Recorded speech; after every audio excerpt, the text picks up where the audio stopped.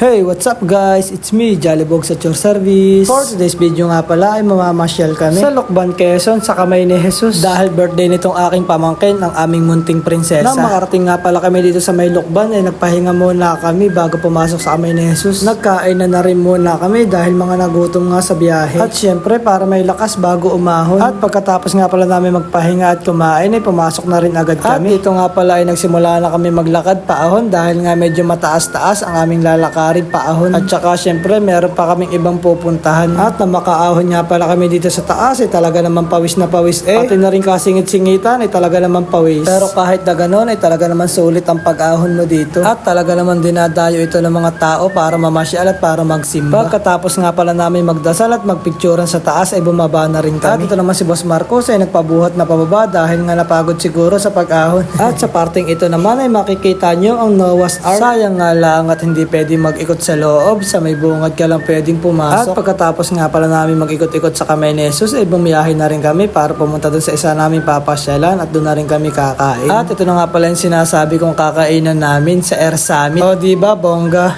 At dito nga pala ay nagpa-reserve na kami ng aming table habang ang mga ina naman ay bumibili ng cake ni Jill. Bye Philippines na. Bye Philippines. Kakain lang kami sa aeroplano muna. First time ko nga palang sumakay ng aeroplano, ang kaso nga lang ay under maintenance pa yata. Eme lang. Pagpasok mo pa nga lang pala dito ay talaga naman masasabi mong napakalakas makasosyal. At habang inaantay nga pala namin ng mga ina ay pinagtripa muna namin itong si Kaisu.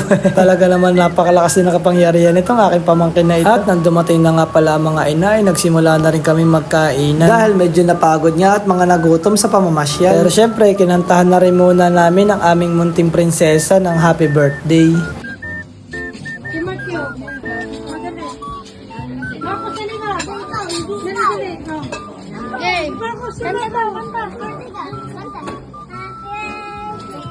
Happy birthday to you. Happy birthday to you. Happy birthday, happy birthday, happy birthday to you. Then blow na, blow. Sapa. Blow.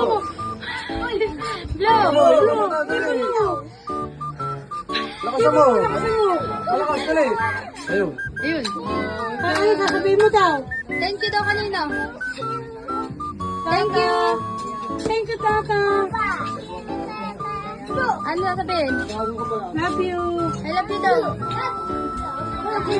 At